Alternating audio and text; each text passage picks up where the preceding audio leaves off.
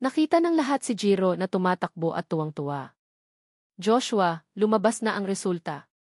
Pasok ka sa top 3. 634 ang score mo. Naghiyawan ang lahat. Nagpakumbaba si Joshua, talaga? Akala ko, second place ako. Tumingin si Jiro kay Maria nang may paghanga. Narinig ko, 643 raw ang score ni Maria. Second place siya. Muling naghiyawan ang lahat. Tinaasan ni Maria ng kilay si Jiro. Sino ang top 1? Umiling si Jiro. Hindi ko alam pero kumpleto na raw ang resulta. Malapit na itong i-announce.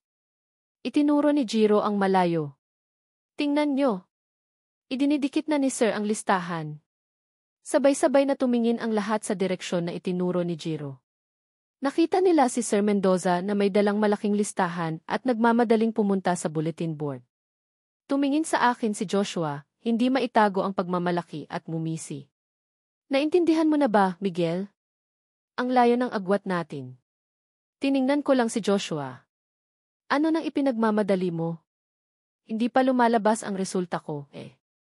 Bago pa makasagot si Joshua, tumawa ng malakas si Lee. Kailangan pa bang hintayin? Top 3 si Joshua. Ikaw naman, Miguel, laging bagsak. Kahit dagdagan ka pa ng 1 o 200 puntos, hindi mo pa rin siya matatalo. Ngumiti ng bahagya si Joshua, nagpapakita ng pagiging mapagbigay. Okay lang. Napagkasunduan na natin ang pustahan. Hindi ko naman kailangan na mas mataas pa ang score mo kaysa sa akin. Basta makapasok ka lang sa top 1-0, talo na ako. Tumingin siya sa akin ng may panunuya. Pero sa tingin mo, makakapasok ka kaya? Ipinakita rin ni Isabel ang kanyang pagmamataas at tiningnan ako mula ulo hanggang paa. Miguel, wala ka na bang masasabi? Kung ako sa iyo, aamin na ako kay Joshua. Baka sakaling patawarin ka niya kahit kaunti para hindi ka mapahiya. Umiti ako at umiling. Alam kong sabik na kayo. Bago pa ako makatapos, sumingit si Maria sa malamig na boses. Pero huwag kayong masyadong magmadali. Itinaas ko ang ulo ko at tiningnan si Maria. Tiningnan din ako ni Maria. Sa sandali ng pagkakataong ito, pareho kaming nagulat, ngunit ang pagkakatugmang ito ay lalo lamang nagpagalit kina Joshua at Isabel. Ngumisi ng malamig si Joshua. Okay, tingnan natin kung sino ang mananalo. Tumawa rin ng malamig si Isabel. Kung sino ang gustong magpatawa sa sarili niya, huwag sisihin ang iba. Sa sandaling ito, dumating na si Sir Mendoza. Nang makita niya ang dami ng tao sa harap ng bulletin board, ikinaway niya ang kanyang kamay upang paatrasin ang mga estudyante. Kinakabahang sinundan ng lahat ang bulletin board, unti-unting inilalabas ang top 50 sa HOMS at top 100 sa STEM. Unti-unting idinikit ng guro ang listahan mula sa ibaba. Maingat na tiningnan ng mga estudyante, nagsimula sa pang-9, pang-8 at pang-7, ngunit hindi pa rin nakita ang pangalan ko. Lalo pang nagtiwala si Joshua at ngumisi. Oh, nakikita mo na ba? Maghihintay ang buong school na mapanood ka ngayong gabi na gumawa ng katatawanan. Ngumiti ako. Huwag kang magmadali. Hintayin nating makita. Ngumisi si Isabel. Anong hinihintay? Hindi ka naman makakapasok sa top 1-0. Siguro naman hindi ka makakapasok sa top 5. Tumawa ng malakas si Lee. Tama. Miguel, sabihin mo na. Baka mas mataas pa ang score mo kaysa kina Joshua at Maria. Bago pa niya matapos ang sinabi, sumigaw si Kenneth. Nagulat ang lahat at lumingon. Nakita nila si Kenneth na tumatakbo mula sa building, pulang-pula ang mukha dahil sa sobrang bilis niya. Nilapitan ni Kenneth at hinawakan ng mahigpit ang balikat ko, nanginginig ang kanyang boses. Miguel, nakita ko na ang score mo. Nang makita ko ang kanyang reaksyon, nakaramdam ako ng kaba. Tumingin ako kina Joshua, Isabel at Lee. Huminga ng malalim si Kenneth at sumigaw, top 1 ka sa buong batch. Para bang tumigil ang buong mundo. Sa sandaling ito, idinikit ng guro ang pinakamataas na listahan, kung saan nakasulat ang top 1, Miguel, 648. Natigilan si Lee, natigilan si Isabel at hindi makapaniwala si Joshua. Nanlaki ang kanyang mga mata at para bang gumuho ang kanyang mundo. Tiningnan ako ni Maria, kumikinang ang kanyang mga mata sa saya. Mukhang manonood kami ng performance ngayong gabi. Wala nang lakas ng loob at dignidad si Joshua na tuparin ang kanyang pangako. Sumigaw siya, hindi maaari. Hindi ako naniniwala. Sa huli, tumakbo siya palayo ng hiyang-hiya. Nag-alangan sina Isabel at Lee na sabihin ang anumang bagay, ngunit ang malamig na tingin ni Maria ang nagpatahimik sa kanila at umalis. Tiningnan ako ni Kenneth, nagniningning ang kanyang mga mata. Miguel, paano mo nagawa iyon? Mayroon ka bang paraan? Turuan mo ako. Hindi ako nagulat at kalmado. Sa totoo lang, dahil iyon kay Maria. Alam ni Maria na hindi niya ako tinulungan sa pagre-review, ngunit napagtanto niya na ang pagbabago ko ay maaaring dahil sa kanyang impluensya. Siguro nagkaroon ako ng biglang lakas dahil sa kanyang paghihikayat. Noong gabing iyon, sa panahon ng pag-aaral, sumulat si Maria ng maliit na papel at ipinasa sa akin. Paano ako makakapagpasalamat? Sumulat ako ng 3 tandang pananong. Iniisip siguro ni Maria na nahihiya akong tanggapin ang kanyang tulong. Sumulat siya muli, tinulungan kita ngayong araw na ituro si Joshua at Isabel. Hindi ka ba magpapasalamat? Naalala ko. Nga. Sumulat ako, paano? Sumulat si Maria, gawin mo ang 3 kondisyon ko. Huminga ako ng malalim. Talaga namang demanding siya. Hindi pwede. Isang kondisyon lang. Ang papel ay paulit-ulit na isinulat at binago hanggang sa naabot namin ang kasunduan, gawin ang 2 kondisyon. 30 araw na lang bago ang entrance exam sa kolehiyo. Ang mga araw na ito ay panahon para sa mga senior high school student na maging lubos na malaya. Ang lecture hall ng school ay naging pinakamagandang lugar para mag-aral. Nang magpasya ako, bigla kong nalaman mula kay Maria, pumupunta ka rin pala sa lecture hall. Nagulat ako at tiningnan si Maria. Tumango si Maria. Pumupunta rin ako. Nagulat ako. Pumupunta ka rin? Tumango ako. Tinaasan ako ng kilay ni Maria. Pareho pala tayo ng pinupuntahan, sabay na tayo. Masaya akong sumang-ayon. CJ. Kakatapos lang sabihin ni Kenneth na sasabay rin siya sa atin. Kinunutan ng noo ni Maria si Kenneth. Hindi na raw siya sasama. Nagulat ako. Talaga? Kakatapos ko lang siyang tanungin, sabi niya magre-review raw siya kasama natin Kalmadong sabi ni Maria, nagbago na raw siya ng isip. Kung hindi ka naniniwala, tanungin mo siya muli. Pagkaraan ng ilang sandali, bumalik si Kenneth mula sa banyo. Seryoso niyang sinabi, nagbago na ako ng isip. Sa tingin ko, hindi bagay sa akin ang lecture hall. Magre-review ako sa classroom. Miguel, kayo na lang ni Maria ang pumunta. Tiningnan ko si Kenneth, pagkatapos ay tiningnan ko si Maria. Pareho silang kalmado at walang anumang kahina-hinala. Sa huli, nagpasya ako, okay, kami na lang ni Maria ang pupunta. Pagkatapos ng bell, nilapag ko ang mga libro ko at hinilot ang aking ulo. Medyo pagod ako. Sa tabi ko, lumingon si Maria. Pagod ka ba? Tumango ako. Medyo. Kinuha ni Maria ang kanyang headphones at isang iPhone. Ibinigay niya ito sa akin. Makikinig ka ng music. Nagulat ako pagkatapos ay tumango. CJ. Bago pa ako makapag-react, natural na ipinasok ni Maria ang isang headphone sa aking tenga at ang isa sa kanya. Mabilis na tumibok ang puso ko. Tiningnan ako ni Maria. Bakit? Nagulat ako. Oh, wala. Umiling ako at sinubukan kong magmukhang normal. Hindi ko napansin na tinitingnan ako ni Maria nang may pagmamahal at paglambing. Paminsan-minsan, bumabalik ako sa classroom para makausap si Kenneth. Marami akong nakikitang estudyante na nagre-review ng magkapares. Hindi maiwasang mainggit si Kenneth. Kailan kaya kami magiging magkasama ni Vindindin? Naalala ko. Hindi ba't araw-araw kang nag-aaral kasama si Vindindin? Ayos naman, Nalungkot si Kenneth. Anong ayos doon? Gusto kong mag-aral kaming 2 lang, pero hindi siya pumapayag. Naintindihan ko. Kaya magkasama ang buong grupo. Kamot ulo si Kenneth. Hindi, kaming 2 lang, pero sabi niya, tatawag siya ng iba, pero abala raw ang lahat kaya walang dumating. Tiningnan ko si Kenneth. Maraming araw na walang dumating, kayong dalawa lang. Tumango si Kenneth. Sabi ni Vindindin, nagkataon lang daw iyon. Napaka-rasonable. Tiningnan ko si Kenneth na parang tanga. Anong rasonable? Anong klaseng bagay iyan? Tanga ka talaga. Pagkatapos ng school, itinulak ko ang bisikleta ko kasama si Maria palabas ng gate. Tiningnan ko ang paligid ko at hindi nakita ang pamilyar na may batch. Nasaan ang sasakyan ng pamilya niyo? Kalmadong sinabi ni Maria, nasira ang sasakyan ng pamilya namin. Kung pwede, ihatid mo na ako pa uwi. Tumango ako. CJ. Dapat magtulungan ang mga kaklase. Sumakay si Maria sa bisikleta at natural na inilagay ang kanyang mga kamay sa aking baywang. Sumakay ako ng bisikleta at inihatid si Maria sa cool na hangin ng summer evening. Habang nagbibisikleta, masaya kong sinabi, Kenneth, tanga talaga siya.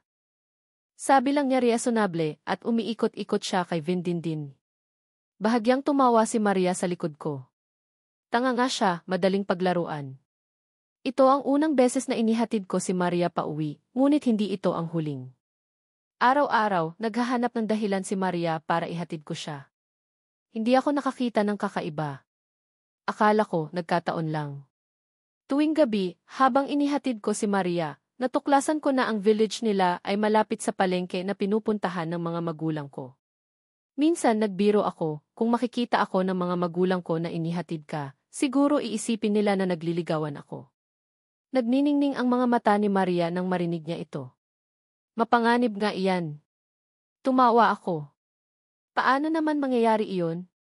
Kinabukasan, biglang nagpreno ako sa harap ng mga magulang ko. Natumba si Maria at mahigpit akong niyakap. Oh, mag-ingat ka kasi. Bago pa siya makapagsalita, naramdaman kong tumigas ang katawan ko. Hinawakan ko pa rin ng mahigpit ang manibela at sinubukan kong ngumiti para batiin ang mga magulang ko. Uy, nagkataon lang po. Kaklase ko po ito. Malapit lang po ang bahay niya dito kaya inihatid ko siya. Bumati rin si Maria. Magandang araw po, tita at tito. Kaklase po ako ni Miguel, Maria po. Masayang bumati ang nanay ko. Uy, Maria. Sabi ng guro, malaki raw ang naitulong mo kay Miguel. Naliwanagan rin ang tatay ko. Tama, sinabi rin ni Miguel na maganda raw ang nakuha niyang resulta sa second mock exam dahil tinulungan siya ng kanyang kaklase. Muling ngumiti ng matamis si Maria. Ang ngiting iyon ay may bahid ng pagkamahiya at pagpapakumbaba. Sobra naman po kayong magpuri, tita at tito. Sa totoo lang, napakatalino po ni Miguel. Masipag siya at kailangan lang po niya ng suporta. Gumugol lang po ako ng kaunting oras para makapag-review araw-araw. Kanya po ang malaking bahagi ng kanyang tagumpay. Nang marinig ko iyon, hindi ko maiwasang magtaka. Tiningnan ko ang aking kaklase mula ulo hanggang paa, puno ng pagtataka. Anong sinasabi niya? Nang makita ko ang kakaibang tingin ng mga magulang ko, nagpaliwanag ako, huwag po kayong mag-isip ng kung ano-ano. Magkaibigan lang po kami ni Maria. Nag-alinlangan ang mga magulang ko at tumango. Kaibigan. Sa ngayon, ganito na ang magkaibigan.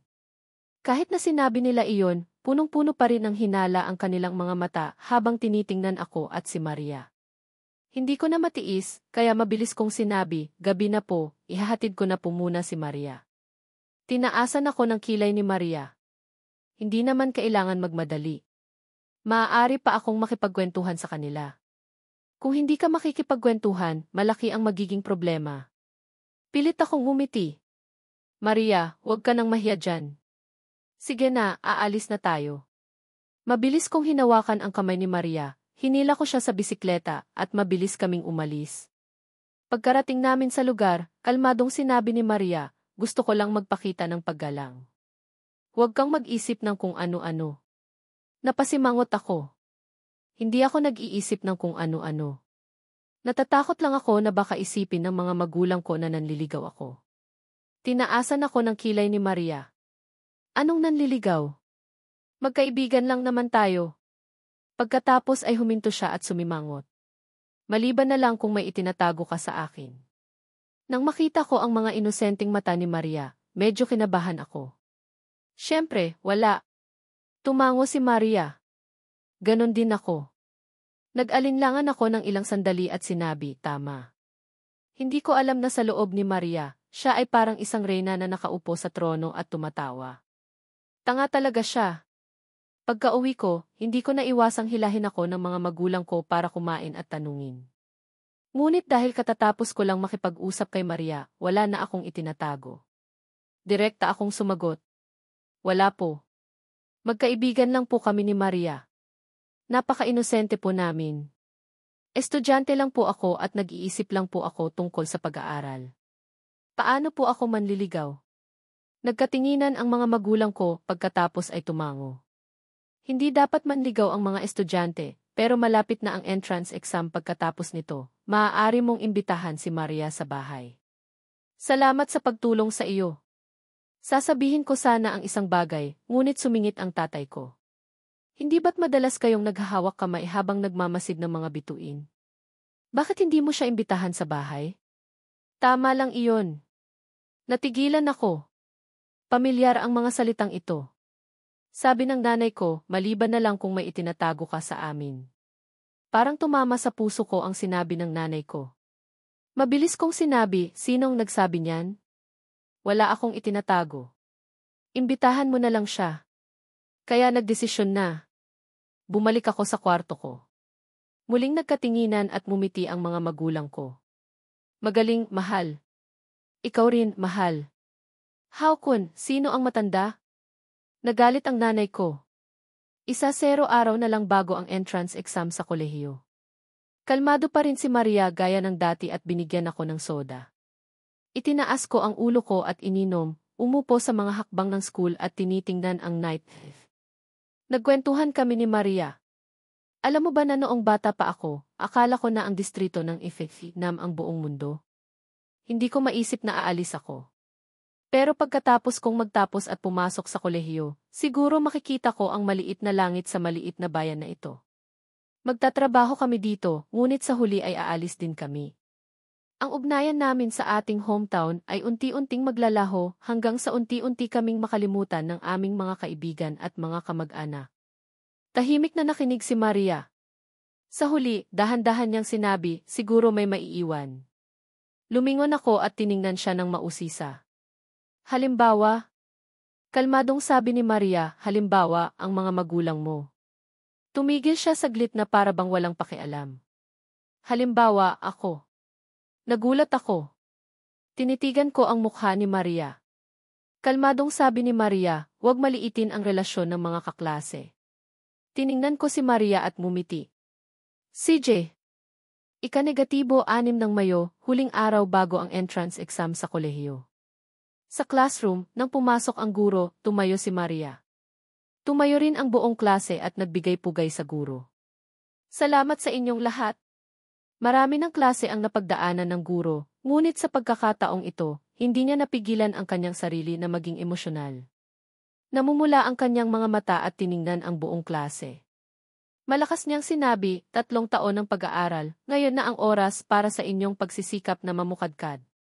Bukas, makipaglaban kayo ng buong puso. Ika-7 ng Mayo, umupo ako sa examination room para sa entrance exam sa kolehiyo. Kahit na muling nabuhay ako, pakiramdam ko pa rin ang solemn at malamig na atmosphere na nagbigay sa akin ng goosebumps. Huminga ako ng malalim at ang apoy ng pakikipaglaban sa aking mga mata ay sumiklab ng masidhi. Mabilis na lumipas ang 2 araw na nakakapagod. Pagkalabas ko ng examination room, napagtanto ko na natapos na ang entrance exam sa kolehiyo. Noong gabing iyon, sa farewell party, nakasuot lang si Maria ng puting shirt, fitted plaid skirt, small leather shoes, mahabang black socks, at ang kanyang buhok ay nakalugay sa kanyang balikat, na naging dahilan upang matulala ang mga lalaki sa klase. Natulala rin si Kenneth at halos tumulo ang kanyang laway. Grabe, napakaganda ni Maria ngayon. Miguel, kung hindi ka kikilos, mag-ingat ka at baka maagaw ang presidente. Hindi ako sumagot dahil sa sandaling iyon, natulala rin ako sa aking kaklase. Matagal bago ako nakalunok ng maayos. Sinubukan kong manatiling kalmado. Huwag kang magsalita ng ganyan. Magkaibigan lang kami. Tiningnan ako ni Kenneth. Ang kanyang mukha ay parang gustong sabihin na maaari mo akong lokohin, ngunit huwag mong lokohin ang iyong sarili. Tiningnan ni Maria ang buong room at huminto ang kanyang tingin sa akin. Lumapit siya sa akin at kay Kenneth. Nang makarating siya, tiningnan niya si Kenneth. Dito ka nakaupo. Agad na tumayo si Kenneth. Hindi. Dito ako upo. Umupo ka dyan. Mabilis siyang lumipat ng pwesto at nawala. Umupo si Maria sa tabi ko at tinaasan ako ng kilay. Bakit? Kinabahan ako. Anong bakit? Tumawa si Maria. Maganda ba ang suot ko? Nautal kong sinabi, ang ganda, ang ganda. Sinubukan kong maging normal, ngunit hindi ko mapigilang magpakilig sa loob ng aking puso. Tumango si Maria nang marinig niya ang papuri ko. Sinuot ko lang ito ng basta-basta. Malamig ang kanyang tono, ngunit sa loob niya ay masaya siya. Hindi mo alam, sinuot ko ito ayon sa gusto mo. Dumating na ang lahat. Inilabas ang pagkain. Mabilis na naging masigla ang atmosphere sa loob ng room. Ang homeroom teacher na pinakaiginagalang ng mga estudyante, ang pinakaimbitahang uminom. Tumayo siya. Namumula ang kanyang mukha dahil sa alak. Tapos na ang entrance exam, naway maging masaya ang inyong kinabukasan. Gumawa ng maraming masaya ngayong gabi, ngunit tandaan na maging ligtas. Naghiyawan ang lahat sa room. Nagsimulang magtagayan ang mga lalaki at babae. Maraming lalaki ang gustong makipag-inuman kay Maria, ngunit nahihiya sila sa kanyang malamig na atmosphere, kaya hindi sila naglakas loob na lumapit. Tiningnan nila ako na nakaupo sa tabi ni Maria nang may inggit. Kumuha ng baso ang isang grupo ng mga lalaki. Miguel, inumin mo ito. Ako naman. Sumunod ako. Isa-isa silang inimbita ako na uminom na may determinasyon na lasingin ako. Hindi nagtagal at nagsimula akong mahilo at hindi makatayo ng matatag. Nagsaya ang mga lalaki. Malapit na siyang bumagsak. CJ. Pero sa sandaling iyon, ibinaba ni Maria ang kanyang chopsticks, tumayo at kinuha ang atensyon ng lahat. Tiningnan niya ang mga lalaki. Anong saya ang pilitin ang isang tao na uminom? Ako na ang iinom para sa kaklase ko. Malamig ngunit determinado ang kanyang boses na nagpatahimik sa buong kwarto. Walang nag-akala na ganito kalapit ang magkaklase. Umupo si Kenneth sa isang sulok at bumulong, sabi ko na nga ba magkaklase lang, nakakatawa. Sa isang iglap, uminom ng 2 o 3 baso ng beer si Maria, at lahat ay naubos niya sa isang lagok. Bihira para kay Maria na maging malaya ngayon. Naghiyawan at nagpalakpakan ang mga kaklase. Nakaupo ako sa tabi niya at namamanghang pinapanood si Maria na uminom sa bawat baso. Balak ko sanang tumayo. Ako na ang iinom, ngunit inilagay ni Maria ang kanyang kamay sa aking balikat at itinulak ako paupo. Hindi mo kailangan. Nagpatuloy si Maria sa pag-inom, hindi lamang tinatanggap ang mga imbitasyon, ngunit aktibo ring nag-iimbita. Matapos niyang patumbahin ang 5 o 6 na lalaki, siya na lang ang nakatayo pa. Tiningnan niya ang natitirang mga lalaki. Mayroon pa bang iba? Natahimik ang lahat. Sumigaw si Kenneth, napakagaling, presidente. Muling naghiyawan ang buong kwarto. Tiningnan ako ni Maria nang may paghanga. Ang galing mo palang uminom. Tumingin sa akin si Maria, bahagyang nakangiti ang kanyang mga labi. Hindi mo alam, marami na akong naranasan. Maliit na bagay lang ito. Pagkatapos ng party, nag-aya ang mga kaklase na magkaraoke. Pumasok kami ni Maria sa room 504. Umupo ako sa upuan malapit sa pinto at nakita si Maria na papasok. Siguro dahil marami siyang nainom, medyo nanghihina siya at muntik ng matumba. Mabilis ko siyang hinila at inalalaagan. Nawala ng balanse si Maria at nahulog sa aking mga bisig. Napatahimik ang kwarto sa tagpong ito. Sa kabutihang palad, mabilis na hinila ni Vindindin si Kenneth. Bakit ka natulala? Magpatuloy na tayong kumanta. Mabilis na sumigaw si Kenneth, tama. Magpatuloy na tayo. Muling naging masigla ang atmosphere, ngunit hindi pa rin kami nakakaalis sa mahirap na sitwasyon. Huminga ako ng malalim at sinubukang magsalita. Okay ka lang ba? Nakahiga pa rin si Maria sa aking mga bisig. Kalmado niyang sinabi, okay lang ako. Sinubukan kong humanap ng pag-usapan. Buti naman. Natakot ako na baka matumba ka kaya hinila kita. Tumango si Maria. Tama, magkaklase lang, nagtutulungan. Nagkataon lang. Mahina kong tanong, reasonable ba? Namula si Maria. Siyempre, reasonable. Tumayo siya at umupo sa isang tabi. Hindi siya naglakas loob na tiningnan ako. Maingay pa rin ang karaoke room, ngunit medyo nailang pa rin kami. Tiningnan ng mga kaklase ang paligid at nakita akong nakaupo sa sofa, kaya sinigawan nila ako, Miguel, kumanta ka. Nang marinig ito, sumigaw rin ang iba. Miguel, kumanta ka. Umiti ako at tumayo, papunta sa entablado. Hinayaan kong tumama sa akin ang ilaw, na ginawang sentro ng atensyon ang silid. Sa sandaling ito, tiningnan ako ni Maria mula sa malayo. Nang marinig niya ang aking pagkanta, nagulat siya at napagtanto na mabilis na tumitibok ang kanyang puso. Umupo si Vindindin sa tabi niya at mausisang tiningnan ang kanyang matalik na kaibigan. Maria, bakit ganyan? Nagulat si Maria at bahagyang lumitaw ang kanyang pagkalito. Oh, wala. Napansin ni Vindindin ang pagtingin ni Maria sa akin. Bahagya siyang tumawa. Nakakita ka ba ng potensyal? Halos hindi makayanan ni Maria ang tibok ng kanyang puso. Sinubukan niyang panatilihin ang kanyang pagiging malamig. Hindi. Nakikinig lang ako ng music. Okay lang na makinig ng music, mahabang sinabi ni Vindindin, puno ng implikasyon. Sinubukan ni Maria na panatilihin ang kanyang pagiging kalmado, ngunit hindi niya maitago ang kanyang pagkalito. Kinuha niya ang baso ng alak sa mesa at ininom sa isang lago. Pagkatapos ay tumayo siya. Pupunta lang ako sa banyo. Mabilis siyang naglakad papalayo. Matapos kong kumanta, binuksan ko ang pinto at lumabas ng karaoke room, papunta sa balkonahe para magpahangin. Bago pa man ako mag-enjoy sa tahimik na espasyo na ako lang, narinig ko ang pamilyar na boses ng babae. Miguel! May bahid na hinaing ang boses. Lumingon ako at nakita si Isabel. Ikaw na naman! Hindi mo ba ako tatantanan? Tiningnan ako ni Isabel nang may nangingilid na luha. Marami na akong mensahe na ipinadala sa iyo sa gig.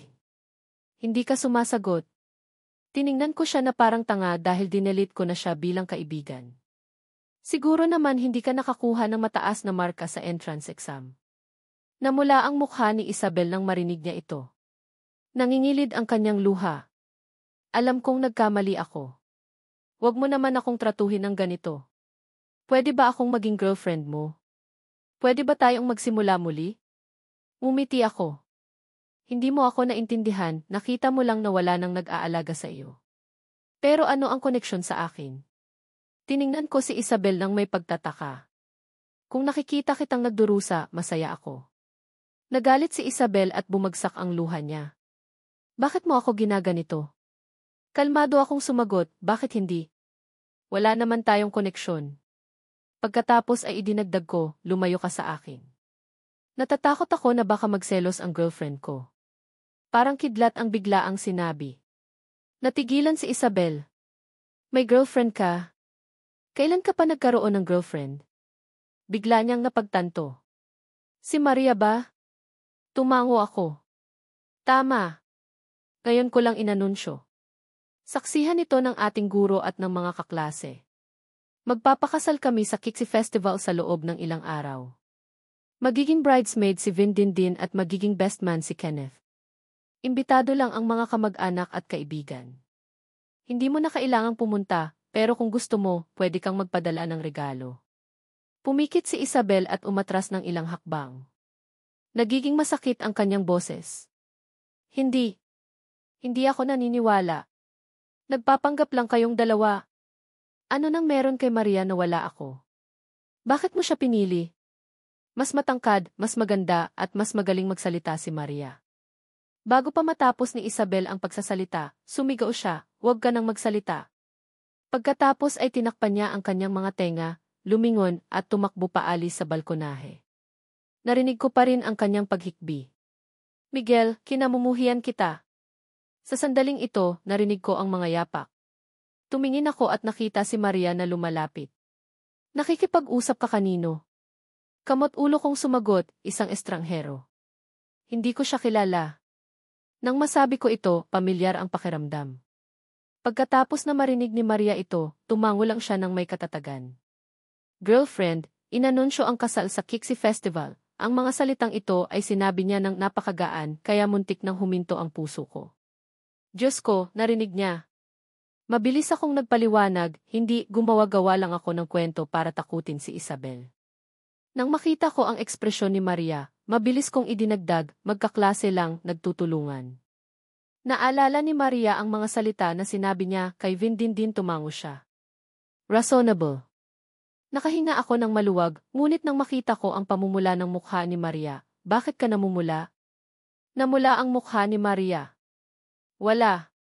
Marami lang akong nainom. Lumingon siya.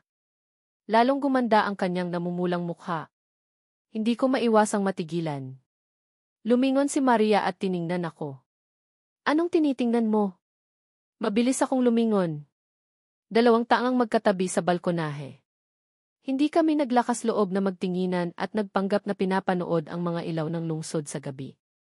Pagkatapos ng ilang sandali, lumingon sa akin si Maria at naghanap ng pag-uusapan. Ang galing mong kumanta. Kamot ulo kong sumagot talaga? Okay lang. Tila interesado si Maria. Kumanta ka ulit. Umiling ako. Siguro hindi. Inagaw na ng mga adik sa karaoke ang mikropono. Kahit na nasa balkonahe kami, naririnig pa rin namin ang pagkanta mula sa room 504. Nagkaroon ng ideya si Maria. Bakit hindi tayo kumuha ng bagong room? Bukod loob na nagbayad si Maria para sa bagong room. Nang tumayo kami sa harap ng makina, nagtanong siya, anong kakantahin natin? Umiling ako. Kahit ano. Pwede rin na sabay tayong kumanta, sabi ni Maria. Tumango si Maria at nag-scroll sa listahan ng mga kanta. Aksidente niyang napili ang Kimi ni Chukitlun. Nagulat ako. Isang love song. Binalik ni Maria ang kanyang pagiging kalmado. Kung magkasintahan ang kakanta, tatawagin itong love song. Kung magkaklase naman, tatawagin itong kanta ng magkaklase. Natigilan ako. Ganun ba iyon? Medyo namula si Maria, ngunit matatag pa rin ang kanyang boses. Reasonable ba? Tiningnan ko siya sa mata at tumango. Reasonable. Sa sandaling iyon, may 2 case ng beer na dinala ang waiter. Sabi nila, ito ay para sa mga graduating student. Tiningnan ako ni Maria, tinaasan ako ng kilay. Uminom pa tayo? Hindi ako nag-alangan. Umupo kaming 2, binuksan ang beer at nagsimulang maglaro. Naglaro kami ng tuloy-tuloy. May panalo at may talo. Nagulat ako. Ang galing mo palang uminom. Nagulat rin si Maria. Hindi ka rin naman nagpapatalo. Ayaw tumigil ng 2, kaya nagpatuloy sila sa pag-inom hanggang sa nagsimula akong mahilo. Nanghihina na rin si Maria. Iminungkahi niya, kumanta na tayo. Nagtanong ako, anong kakantahin natin? Itinagilid ni Maria ang kanyang ulo at nag-isip. Ang kaibig-ibig na aksyon na iyon ay nagpatigil sa tibok ng aking puso. Kantahin natin ang Mikeke de Jesu. Tumango ako at binuksan ang makina. Pagkatapos hanapin ang kanta, pinili ko ito. Muli akong nahulog sa tono. Hindi ko napagtanto na tinitingnan ako ni Maria ng may pagmamahal. Isa pang beses, naantig ang kanyang puso. Mula bukas, magpapatuloy siya sa pagiging aktibo, ngunit mas katulad ng masayang panunukso ng isang nakatatandang kapatid na babae sa nakababatang kapatid na lalaki. Gayunpaman, sa sandaling ito, kapag ang puso ay naantig ng mga lyrics, ang kanyang mga emosyon sa wakas ay lumipat sa pag-ibig. Tumayo si Maria. Pinilit niyang kontrolin ang kanyang katawan at kumuha ng beer papunta sa akin. Malakas niyang sinabi, maglaro tayo. Maglaro ng ano? Inilapag ni Maria ang kanyang baso sa mesa, determinado. Maglaro tayo ng dice. Kung sino ang matalo, kailangang gawin ang hiling ng nanalo. Ako, na medyo lasing, nagtanong, paano kung matalo ako? Umiling si Maria. Sinubukan niyang maging kalmado at tumingin ng diretso sa aking mga mata. Kung matatalo ka, kailangan mo akong halikan. Masaya kong sinampal ang aking hita. CJ. Nagsimulang kalugin ni Maria ang dice. 5 ang lumabas. Turn ko na. Kinakabahan kong kinakalog ang dice, ngunit nahulog ang dice sa sahig at gumulong sa isang sulok ng mesa. Hinayaan kong hanapin ko ito. Lumakad ako patungo kung saan gumulong ang dice. Yumuko ako para tumingin sa ilalim ng mesa. Bigla akong sumigaw. Tingnan mo ito. Mabilis ring lumapit si Maria at yumuko. Nakita nila ang dice na nakatayo ng tuwid. Isang side ay 4 at ang isa ay 6. Medyo lasing kong tinanong, sino ang nanalo? Tiningnan ako ni Maria at walang pag-aalinlangan na binaliktad ang dice. Ako ang nanalo. Hindi niya ako pinayagang magprotesta. Agad siyang lumapit at mariing hinalikan ang aking mga labi. Kinabukasan, nagising ako na masakit ang ulo. Tiningnan ko ang aking paligid at napagtanto na nakauwi na pala ako. Sinubukan kong alalahanin ang nangyari, ngunit hindi ko kaya. Sumasakit ang ulo ko. Umiling ako at bumangon mula sa kama. Nakita ko ng nanay ko, si Tita Trina, na naglilinis sa sala nang lumabas ako. Sinabi niya, nagising ka na rin. Maligo ka na at mag-almusal. Sobra kang nakainom kagabi. Pagdating mo, amoy alak ka. Huwag mo nang ulitin iyon. Alam kong nagkamali ako at masunuring umamin ng pagkakamali. Nay, paano ako nakauwi kagabi? Tiningnan ako ng nanay ko. Hindi mo na naalala? Ang kaklase mo na si Maria ang pinahanap ng driver para ihatid ka pa uwi. Inalalayan pa niya hanggang sa pintuan. Nakakaabala sa kanya. Nabigla ako nang marinig ko ito. Si Mang Chupo. Tumango ang nanay ko. Tama. Siya ang naghatid sa iyo at agad ring umalis. Kailangan niya ring ihatid si Maria. Ang bait ng pamilya nila. Mayroon silang sariling driver. Mabait rin si Mang Chu. Mukhang mapagkakatiwalaan. Bigla niyang naalala, nga pala, kakaiba ang nangyari nang tanungin ko si Mang Chu tungkol kay Maria. Parang lumindol sa mga mata niya. Hindi ko na siya natanong pa. Mula sa nanay ko, pumasok ako sa banyo, naligo at bumalik sa kwarto ko. Binuksan ko ang cellphone ko at nakita ang maraming mensahe at missed calls mula kagabi. Karamihan ay mula kay Kenneth. Tinawagan ko siya. Narinig ko ang kanyang mahinang boses. Sobrang lasing din ako kagabi. Balak ko sanang umamin kay Vindindin, pero sa huli, naglaro ako ng dice kasama ang aking mga kaibigan at nakalimutan ang pangunahing layunin. Nagtanong siya, Miguel, saan ka nagpunta kagabi? Hindi kita nakita. Hindi ka rin sumasagot sa text ko. Umamin ako, nag-rent kami ni Maria ng private room. Nagulat si Kenneth. Private room? Kayong dalawa lang. Humanga siya. Hindi ka talaga nagpapatalo. Sabihin mo sa akin ang totoo, nasakop mo na ba ang presidente kagabi? Galit kong sinabi, anong pinagsasabi mo? Kumanta lang kami at uminom ng beer. Wala kaming ginawa. Hindi naniwala si Kenneth. Talaga? Wala kang ginawa? Talaga? Kinumpirma ko, wala. Walang ibang nangyari. Sa sandaling iyon, kinakamot ni Maria ang ulo niya, inaalala ang nangyari kagabi. Balak niyang mag-text sa akin, ngunit tumanggap siya ng tawag mula kay Vindindin. Nagtanong si Vindindin, saan ka nagpunta kagabi? Hindi nagtago si Maria at sumagot, kumanta kasama si Miguel. Tumawa si Vindindin, huwag mong sabihin kaninuman, pero kagabi, umamin si Kenneth sa akin. Nagulat si Maria. Talaga? Nahihiyang sumagot si Dindin. Isa ngayon, pumayag ako, pero kailangan ko pa siyang obserbahan. Balak niya akong gayain mamaya. Sasama ka ba sa akin? Sa una, balak sana ni Maria na tumanggi, ngunit nang marinig niya si Dindin na sinabi na niyayari ni Kenneth ako, nagbago siya ng isip. CJ. Sa sandaling iyon, kakatapos ko lang magpahinga nang makatanggap ako ng tawag mula kay Kenneth. Miguel, balak ko sanang yayain si Vindindin mamaya. Pumayag na siya. Kagabi, nakalimutan kong umamin. Kailangan kong gawin ito mamaya, pero medyo kinakabahan ako. Samahan mo ako. Inaaya rin ni Vindindin si Presidente. Sabay-sabay na tayo. Naisip kong magkita si Maria upang tanungin siya tungkol sa nangyari kagabi, kaya sumang-ayon ako. CJ. Nasa paanan ng burol sa parke ang aming meetup.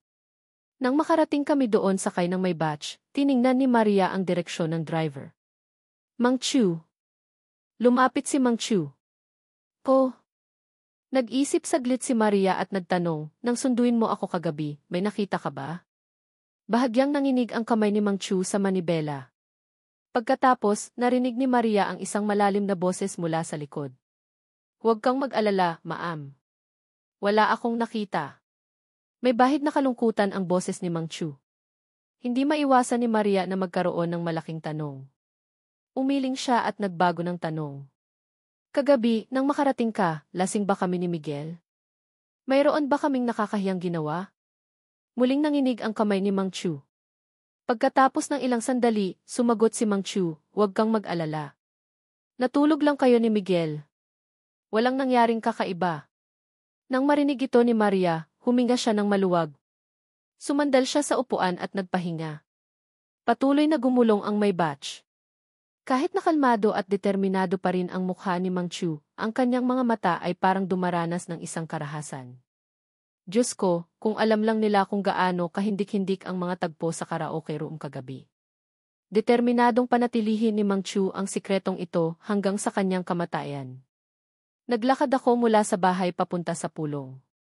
Nang makarating ako, dumating na rin sina Kenneth, Vindindin at Maria. Pagkakita namin sa isa't isa, nagkatinginan kami ni Maria. Tiningnan ni Kenneth si Vindindin at tiningnan din ni Vindindin si Kenneth. Nagkatinginan ang apat at medyo nakakahiya. Sa huli, tumawa si Dindin para alisin ang pagiging awkward. Kumpleto na ang lahat, kaya maghanap na tayo ng makakainan. Mabilis na sumagot si Kenneth, tama. Gutom na rin ako. Wala rin kaming ni Maria ng anumang pagtutol. Kami ay naghanda ng umalis nang biglang tumigil si Dindin, lumingon kay Kenneth, at bahagyang namula ang kanyang mukha. Tanga, hawakan mo ang aking kamay. Biglang tumahimik ang atmosphere. Hindi nagulat si Maria. Naramdaman niya na ito ay halata. Ngunit natigilan ang dalawang lalaki at nagkatinginan. Diyos ko, hindi pa siya umaamin ng formal, ngunit nagkusang loob na si Dindin. Para kay Kenneth, para siyang nakakuha ng treasure. Kaya mabilis niyang hinawakan ang kamay ni Dindin, madalas niyang tinitingnan ang kanyang kamay na parang hawak niya ang isang mahalagang bagay. Tumawa si Dindin at inalis ang kanyang kamay. Mahina niyang pinalo ang kamay ni Kenneth. Bakit ba? Nagulat si Kenneth. Sino ang nagsabi na hindi pwede? Dapat kong hawakan. Pagkatapos ay hinawakan niya ng mahigpit ang kamay ni Dindin habang naglalakad at tumatawa. Kami ni Maria ay naglakad sa likod, pinapanood ang tagpo sa aming harapan.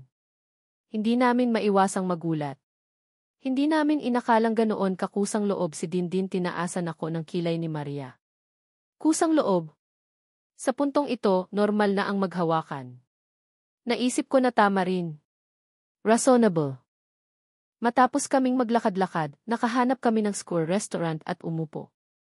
Si Maria at si Dindin ay pumili ng upuan, at kami naman ni Kenneth ang pumili ng square sa counter. Nang umalis ang dalawang babae, mabilis na lumapit si Kenneth sa akin, ibinababa ang kanyang boses, ngunit hindi niya maitago ang kanyang excitement. Miguel, nakita mo ba? Nakakaramdam ako ng hindi ka panipaniwala ngayon. Siguradong magtatagumpay ako. Tumango ako. CJ. Tiwala si Kenneth. Tiyak na magtatagumpay ako.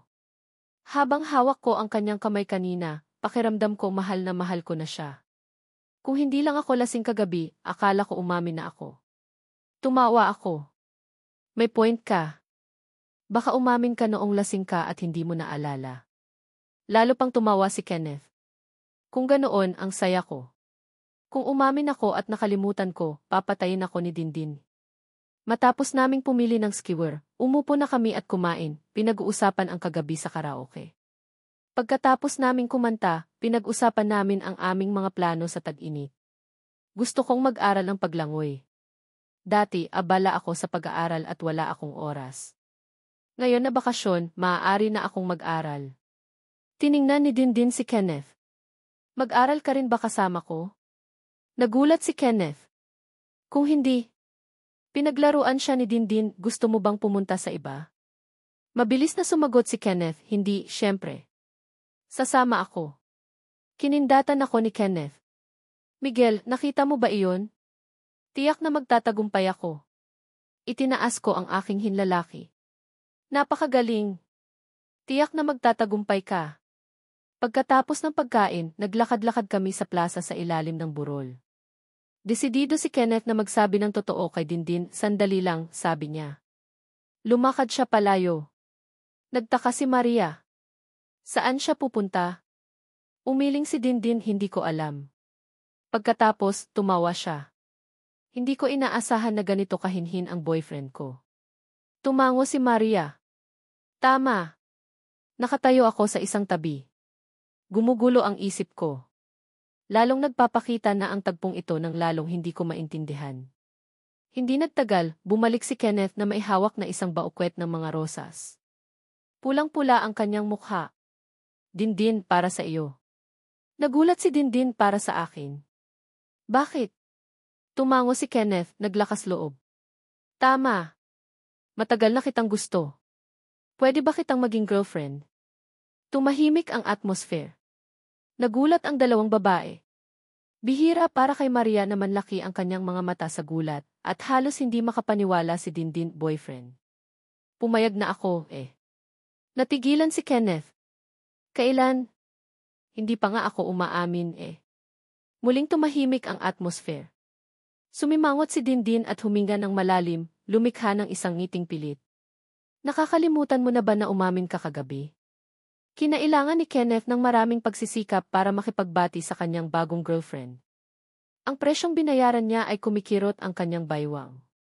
Sa kabila nito, kumikinang pa rin ang kanyang mga mata. Sa anumang paraan, okay na rin. Hindi ko inasahan na magtatagumpay ako kahit nalasing ako. Dahil sa labis na pagsisigaw, muli niyang sinaktan ang kanyang baywang at huminga ng malalim. Naglakad kami ng kaunti at nakakita ng isang booth ng portrait na sining. Hinila ni Kenneth si Dindin para ipagdiwang ang unang araw nila bilang magkasintahan. Kami ni Maria ay naglakad-lakad sa plaza, pinag-uusapan ang nangyari kay Kenneth. Hindi kami tumigil sa pagtawa. Sobra siya. Uminom siya at nakalimutang umamin. Puna ko, nakakahiya. Tumango si Maria. Tama. Sobrang nakakahiya. Pinag-usapan namin ang tungkol sa pag-inom. Naalala ko na uminom kami ng labis kagabi. Sigurado ba tayong walang ginawang katangahan kagabi? Bahagyang umiti si Maria. Huwag kang mag-alala. Inihatid tayo ni Mang Chu. Natulog lang tayo. Walang nangyari. Huminga ako ng maluwag. Buti naman. Sa sandaling iyon, nagpatugtog ang isang pamilyar na kanta mula sa isang kalapit na tindahan. Hindi ba't kantang kinanta mo kagabi? Naalala ni Maria. Tama. Parang kumanta ka rin ng isang kanta ng 500. Sampal ko ang aking noo. Tama. Kumanta rin ako ng muling magkita. Bigla kong naalala ang lahat. Habang nag-uusap kami, unti-unting nagkadikit ang mga imahe ng nangyari kagabi. Pagkatapos, niyaya mo ako na maglaro ng dice, di ba? Kung matalo ka, kailangan mong gawin ang hiling ko. May excitement kong naalala at sinabi ng mas mabilis. Bigla kaming natigilan. Nagulat ako. Pakiramdam ko sa sabog ang ulo ko at parang mailibo-libong kabayo sa loob nito. Diyos ko, gaano karami ang nainom ko kagabi para kalimutan ang lahat ng iyon. Natigilan rin si Maria. Sa kanyang puso, tuluyan ng gumuho ang kanyang imahe bilang isang mapagmataas at mahiyain na batang babae. Napagulong-gulong siya sa sahig. Maria, anong ginawa mo? Sobrang nakakahiya.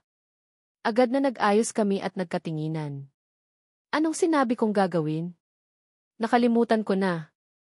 Huminga rin ng malalim si Maria, sinusubukan na manatiling kalmado. Nakalimutan ko na rin. Sabay kaming huminga ng maluwag. Buti naman at nakalimutan natin. Ngunit pagkatapos ay muli kaming nagduda at nagkatinginan. Totoo bang nakalimutan natin? Mabilis kong kinumpirma. Totoo ngang nakalimutan ko. Tumango rin si Maria. Totoo nga ring nakalimutan ko. Sa sandaling ito, bumalik si Kenneth at Dindin na magkahawak kamay. May excitement na sinabi ni Kenneth, Presidente, Miguel, bumalik na tayo sa karaoke. Mag-order ako ng mas maraming alak. Hindi tayo uwi hanggang sa malasing tayo. Dahil sa alak, natigilan kaming ni Maria. Tiningnan ko si Kenneth, galit. Kenneth, sobra na tayong nakainom kagabi. Anong iniinom mo pa? May problema sa karaoke. Sabi ni Maria sa malamig na boses, hindi na tayo inom pa. Ang masamang alak na iyon. Sabay silang tumango at nagkatinginan. Nagtatakang nagkatinginan sina Kenneth at Dindin ang may malaking tandang pananong. Nang gabing iyon, pagka-uwi ko, pagpasok ko sa kwarto at pagsara ng pinto, hiniga ko ang aking sarili sa kama at patuloy na gumulong. Sa puso ko, muling gumugulong ang imahe ng batang babae. Sobrang nakakahiya. Sa huli, umupo siya at pumunta sa kanyang mesa. Binuksan niya ang kanyang computer, balak niyang makinig ng music para takpan ang kahihiyan niya. Aksidente niyang nakita ang kantang Muling Magkita sa kanyang playlist. Nag-alangan siya at pagkatapos ay pinili niyang i-play ang kanta. Pinabalik siya ng pamilyar na melody sa karaoke room kagabi nang maantig ang kanyang puso. Huminga ng malalim si Maria. Mas nakakagaan ang kanyang pakiramdam. Ngumiti ang kanyang mga labi. Kung nakumpirma ko na ang aking damdamin, ano ang ikinahihiya sa paghalik sa taong gusto ko? Nang maisip niya ito, gusto niya akong tawagan. Kinuha niya ang kanyang telepono, hinanap ang numero ko, at agad na tumawag. Nang sagutin ko, medyo kinakabahan ang boses ko. Bakit? Hindi mapigilang tumawa ni Maria. Naaalala mo na ba ang nangyari kagabi? Sinubukan niyang manatiling kalmado. Wala lang, gusto ko lang itanong kung may naalala ka. Sa kanyang mga mata, may bahid ng pagiging malokohin. Hindi ba't ang parusa ay halikan ako? Sa kabilang dulo, narinig kong nahulog sa sahig mula sa kama. Sinubukan ni Maria na pigilan ang kanyang pagtawa. Hindi ako sigurado, kaya gusto ko lang tanungin kung may naalala ka. Utal-utal kong sinabi, hindi, wala akong maalala. Pareho tayong mababait na estudyante. Hindi tayo pwedeng tumaya ng ganoon. Tumingin si Maria na may pagtataka. Talaga ba? Pero pakiramdam ko di. Mabilis kong pinutol. Huwag mong pakiramdaman ang kahit ano. Siguradong mali ka. Gabi na. Matulog na tayo. Good night. Pagkatapos, mabilis kong ibinaba ang telepono, para bang natatakot akong tanungin pa. Nakita ni Maria ang aking gulat na ekspresyon at hindi mapigilang tumawa ng malakas. Napakasaya na tuksuhin ang kanyang kaklase. Tiningnan niya ang kanyang telepono at ngumiti. Maghintay ka lang, ako ang susuyo sa iyo. Kinabukasan, umupo si Maria sa kanyang mesa at nagsimulang gumawa ng plano. Itinala niya ang impormasyon at mga pangyayari na may kaugnayan sa akin. Inaayos ang mga ito ayon sa oras at antas ng kahalagahan. Nang isulat niya ang bagong impormasyon, kumikinang ang kanyang mga mata. Mayroon na ako. Sa sandaling iyon, nakaupo ako sa aking mesa, iniisip ang tungkol sa nangyari sa karaoke kagabi. Habang naalala ko, mas nagulat at hindi ako makapaniwala. Hinalikan ako ni Maria. Bakit kaya nangyari iyon? At hindi niya rin naalala ang kahit ano. Ang pinakamagandang bagay na dapat gawin ay magpanggap na walang nangyari para hindi ako mapahiya. Nagpasya ako. Ngunit hindi sinasadya, hinawakan ko ang aking labi, nakakalungkot. Diyos ko, nakalimutan ko kung ano ang pakiramdam ng paghalik. Wala akong ginagawa sa hapon, binuksan ko ang computer ko at nag-internet. Nang mag-login ako sa Gigi, nakita ko ang isang notification mula sa grupo ng aking junior high school. Ngayong gabi, magkikita ang class Siyam i-6 sa Seaside Restaurant sa 6 oras.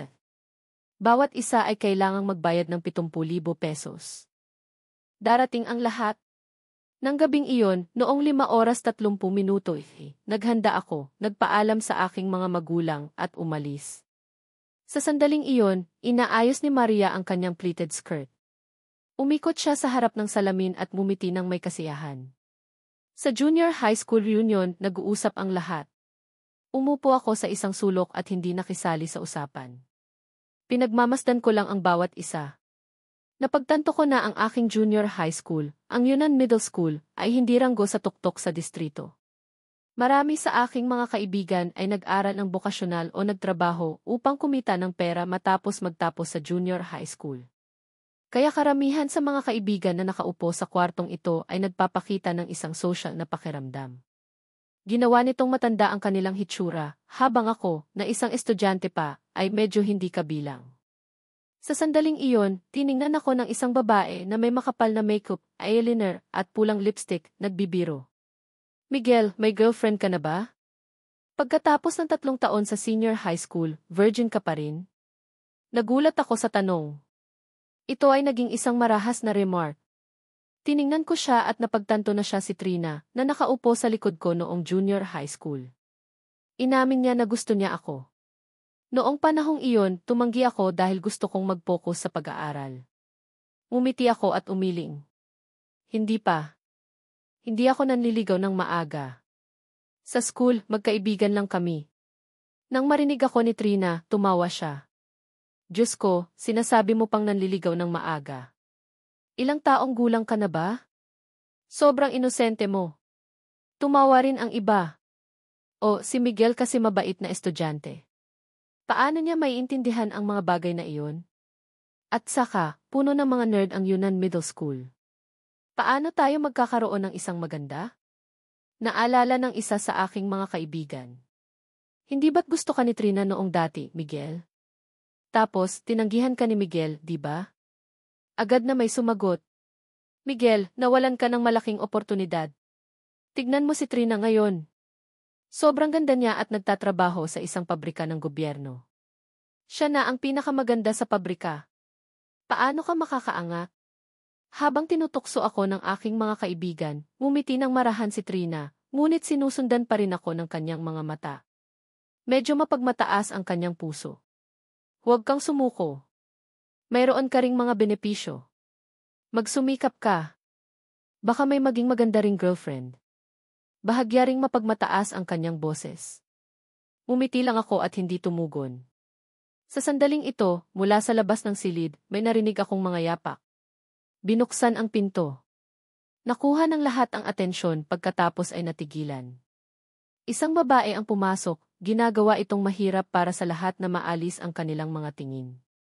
Sinuyod ng kanyang tingin ang bawat isa sa silid.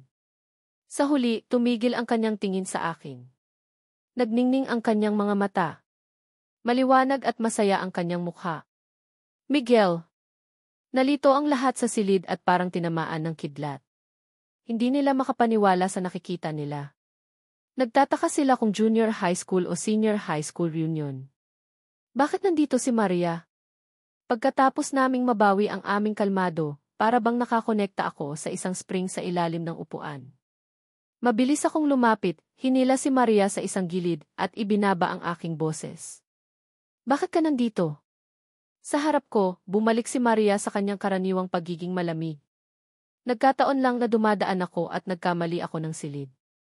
Samantala, tinitingnan ako ng aking mga kaibigan sa silid at ang magandang babaeng ito na malapit sa akin, nag-uusap ng malapitan.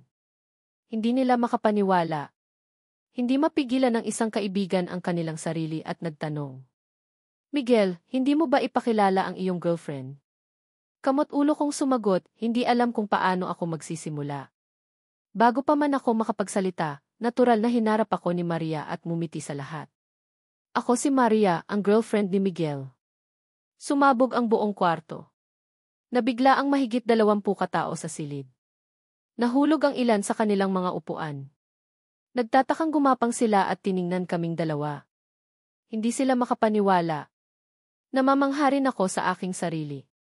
Naguguluhan ang puso ko. Diyos ko, anong ginagawa ni Maria? Pagkatapos naming mabawi ang aming kalmado, hinila ko si Maria sa isang gilid at ibinaba ang aking boses. Anong ginagawa mo? Bumalik si Maria sa kanyang pagiging malamig. Nakikinig ako sa mga tinutokso ka. Gusto ko lang tulungan. Tumutulong ang magkaklase. Reasonable, di ba? Nang hindi ako pinapayagan na magsalita pa, lumingon si Maria at nakangiting hinarap ang lahat. Nag-aaral ba kayo? Pwede ba akong sumali? Agad na tumango at inimbitahan siyang umupo sa tabi ko. Salamat, umiti si Maria at umupo. Ang atmosphere sa kwarto ay bumagal, naging kakaiba ang pananahimik. Tinitingnan ako ng lahat at si Maria, hindi makapaniwala. Miguel, paano ka nagkaroon ng isang magandang girlfriend? Hindi napigilan ni Trina ang kanyang sarili at nagtanong. Miguel, paano mo siya sinuyo? Tumawa si Maria. Hindi niya ako sinuyo. Ako ang sumuyo sa kanya. May dumagundong na mga pinggan na nahulog sa sahig. Natigilan ang lahat. Nagulat rin ako. Dahan-dahan kong hinila si Maria sa ilalim ng mesa. Sobrang sinasabi mo. Nakangiting tumugon si Maria. Para makatulong, kailangan kong tumulong hanggang sa dulo. Huwag kang mag-alala. Lumingon siya at tiningnan ang lahat. Hindi kinakailangan na lalaki ang sumuyo sa babae. Kung nakita na ng babae ang angkop na tao, kailangan niyang maging aktibo. Tiningnan ako ng lahat, hindi makapaniwala. Sobrang galing ni Miguel. Paano nakakakuha ng damdamin si Maria? Tumawa si Maria. Siyempre. Mabait, matapang, matuwid, matalino, magaling kumanta at magaling maglaro ng basketball si Miguel. Itinala niya ang aking mga benepisyo nang hindi nag-iisip. Nagulat rin ako, nagtataka kung mayroon ba talaga akong napakaraming benepisyo. Sa sandaling ito, may naghatid na pagkain ang waiter. Isang plato ng oysters ang inilagay sa harapan ko. Humawak si Maria ng ilang oysters at ipinasok sa plato ko. Mahinang sinabi niya, kumain ka na. Mabuti ito para sa iyo. Pagkatapos magsilbi ng lahat ng pagkain, nagdala rin ang waiter ng ilang kaso ng beer. Nang makita ko ang beer, hindi ko maiwasang maalala ang mga tagpo sa karaoke ilang araw ang nakalipas kasama si Maria. Dahil nakaupo siya sa tabi ko, lalo akong kinabahan. Nang tanungin ako ng mga kaibigan ko kung inom ba ako, mariin akong umiling. Hindi. Hindi ako inom. Masama sa kalusugan ang pag-inom. Nagtanong ang isa sa aking mga kaibigan, sister-in-law, iinom ka ba? Sa aking puso, lihim akong umiti, ngunit sa labas, pinanatili ko ang aking pagpapakumbaba. Salamat, ngunit hindi ako inom. Madali akong mawalan ng kontrol na hindi magalang. Nang marinig ito, lalong mausisa ang lahat. Paano magagawa ng isang nilalang na katulad ng engkanto na mawalan ng kontrol? Tumawa si Maria. Kapag marami akong nainom, gusto kong halikan ang taong katabi ko. Kabago-bago ko lang nainom ang isang lagok ng juice ng soda nang bigla kong mailabas ang lahat. Halos mapabulunan ako. Dahil sa kalabog, naputol ang matulunging pakikinig ng aking mga kaibigan. Tumingin sila, Miguel, okay ka lang ba? Nalunod ka dahil sa katas. Mabilis kong pinunasan ang juice. Okay lang. Okay lang. Nagkamali lang ako. Nag-alok ng buong pagmamahal si Maria ng tissue sa akin. Tinanggap ko ito at tiningnan si Maria nang may kalmadong mukha, hindi alam kung nagbibiro ba siya o seryoso. Naramdaman ko lang na namamanhid ang aking anit. Sumigaw ang aking mga kaibigan. Hindi ka talaga dapat tawaging sister-in-law. Talagang sobrang bait mo sa iyong boyfriend. Miguel, swerte mo. Sa puso ko, lihim na tumawa si Maria. Napakasaya na tuksuhin ang kanyang kaklase. Matapos naming kainin ang lahat, maaga pa at hindi namin naplano ang anumang bagay. Nag-anyaya ang isa sa aking mga kaibigan na siyang may-ari ng isang bar na pumunta sa kanyang bar para magsaya at nangako pa siyang sasagutin ang lahat ng gastusin. Kami ni Maria ay pumili ng isang pribadong sulok. Kumuha si Maria ng isang billiard cue at tumayo sa tabi ng mesa ng bilyar. Sinubukan niyang hawakan ang cue, hindi sinasadyang nagtanong. Alam mo bang maglaro? Kalmadong sinagot ni Maria, hindi. Tumawa ako. Sa wakas, mayroong isang bagay na hindi kayang gawin ni Maria. Kumilos ako. Hayaan kitang turuan. Ipinakita ko kung paano at inilagay ang bola ng bilyar, pinahigaan ko ang cue sa kanyang kamay. Sinubukan ko ang pagtama. Pinalipad ko ang puting bola. Nagtama ito sa mga bola, pinakalat ito sa buong mesa. Natuwa ako. Naintindihan mo ba? Umiling si Maria. Kamot ulo kong sinabi, hayaan kitang gawin ulit. Lalong magiging mabagal ako sa pagkakataong ito. Inilagay ko ang puting bola. Yumuko ako, naghanda para sa pagtama, ngunit bago pa man ako makapagsalita, inilagay ni Maria ang kanyang malambot na kamay sa cue. Tumingala ako at tiningnan si Maria na may pagtataka. Kalmado pa rin si Maria. Hindi gumagana ang tutorial na ito. Muli akong napakamot ng ulo. Kung gayon, paano mo gustong turuan? Bago pa man ako makapagsalita, hinawakan ni Maria ang cue at itinaas ito. Lumapit siya sa akin, lumikha ng isang malapit at pamilyar na posisyon. Makakakuha ka ng mas magandang ideya sa ganitong paraan. Kalmado niyang sinabi. Pagkakita sa eksenang ito, biglang natahimik ang iba pang mga kaibigan. Naramdaman ko ang isang malakas na electric shock nang lumapit sa akin si Maria. Hindi rasonable ang tutorial na ito, mungkahi ko. Kalmado pa rin si Maria. Rasonable lang. Sa pamamagitan ng pagtuturo, mas madaling matutunan. Sa loob, tuwang-tuwa ang kanyang sarili na may ganitong ideya, ngunit sa ibabaw, nanatili siyang seryoso. Sa pagtuturo, dapat kang maging maingat. Ang pagtulong ng magkaklase ay isang bagay na dapat gawin. Naramdaman kong hindi rasonable ito, ngunit hindi ko alam kung paano ako kokontra. Huminga ako ng malalim at tumango. Reasonable. Nagsimula ang tutorial. Sinubukan kong panatilihin ang aking profesional na kaisipan at direktahan siya sa bawat hakbang. Ibaba mo ang iyong katawan, luwagan ang iyong mga daliri, yumuko ang iyong pulso, itutok ang iyong tingin sa bola. Sa kabila ng aking pagsisikap, parang seryosong nakikinig si Maria.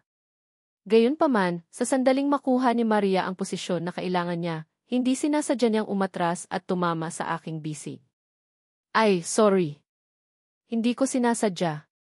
O kapag inaayos ko ang kanyang posisyon sa pagtama, seryoso siyang nakikinig, ngunit hindi sinasadyang hinawakan ang aking kamay. Malikita ka. Muling nakuha si Maria at biglang bumitiw, nagkataon lang iyon. Kahit na ako ay nagsumikap, ang aking pagtuturo ay tila hindi naging matagumpay. Si Maria, kahit na isang mahusay na estudyante, ay hindi isang likas na may bilyar. Pagkatapos ng mahabang panahon ng pagtuturo, pagod na pagod ako ngunit siya ay hindi pa rin mahusay. Sa sandaling iyon, lumapit ang may-ari ng bar. Miguel, maglaro tayo. Alam kong hindi ako isang matibay na kalaban, ngunit hindi ako maaaring tumanggi. Papayag na sana ako nang pinutol ako ng isang matamis na boses. Hayaan mo ako. Tumingala ako at nakita si Maria na may hawak na cue. Ako ang maglalaro kapalit niya.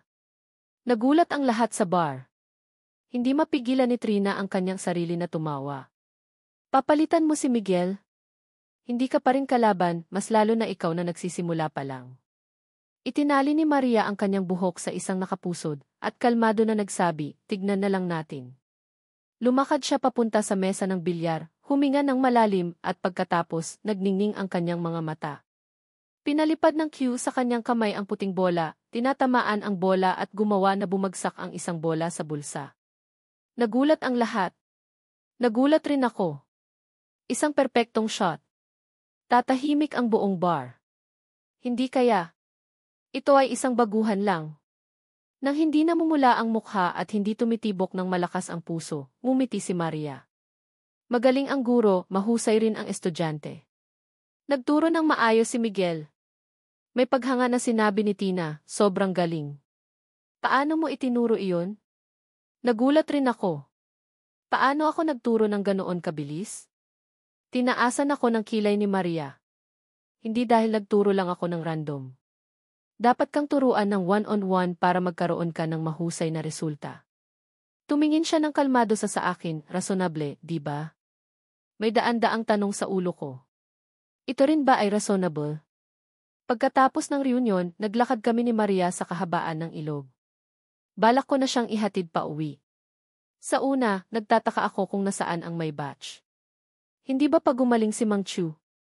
Bakit nga rin tayo hinatid pabalik mula sa karaoke kagabi? Hindi kumurap si Maria. May sakit muli si Mang Chu. Tumango ako. Ah, ganoon ba? Sa isip ko, sa malusog na anyo ni Mang Chu, nabalitaan na isa rin siyang retiradong miyembro ng espesyal na puwersa, hindi ko inaasahan na magiging sakitin siya na tulad ng guro natin ng yumuko ako at nakita si Maria na humahawak ng aking kamay ng natural. Kailangan mo bang humawak ng kamay? Walang pagbabago ng ekspresyon si Maria. Nakalimutan mo na ba? Natatakot ako sa gabi. Naalala ko at tumango. Reasonable. Magkahawak kamay kaming naglalakad sa kahabaan ng ilog. Hindi ko mapigilang itanong, alam mo bang maglaro ng bilyar dati? Tumingin si Maria sa akin. Hindi, first time ko lang. Siguro may talento ako. Tiningnan niya ako na may nakataas na kilay. Kung hindi, bakit ko hihilingin na turuan mo ako? Paano ko ipapanggap ang na-in-love? Matapos kong marinig iyon, naguluhan ako. Diyos ko, sobrang husay niya sa pagbaligtad ng mga bagay. Kung dati, baka naniwala ako at tinanggap ito, pero ngayon, matapos ang maraming pangyayari, nagsimula akong magduda. Inaalala ko ang graduation party, ang gabing iyon sa karaoke, ang kakaibang pangako, at ang halik. Sa wakas, lumilitaw na ang isang malabong katotohanan. Tumigil ako at tumingin ng may pag-iingat kay Maria, tinatanong ng seryoso. Naaalala mo ba ang pangyayari sa karaoke ilang araw ang nakalipas? Pagkatapos nating malasing, pinagmasdan ko ng maigi ang kanyang ekspresyon, naghahanap ng katotohanan sa kanyang mga emosyon. Pero hindi ko inasahan na tumango ng kalmado si Maria. Naaalala ko. Nagulat ako. Talaga? Malaya mo bang naalala? Anong ginawa natin? Kalmado niyang sinabi, talo ka kaya kailangan mo akong halikan. Halos tumalon ako. Talaga mo ngang maalala? Kaya mo ring bigkasin iyon?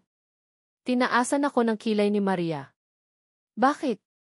Kung matatalo ka, kailangan mong tanggapin. Hindi ba reasonable iyon? Natigilan ako. Parang sasabog ang ulo ko.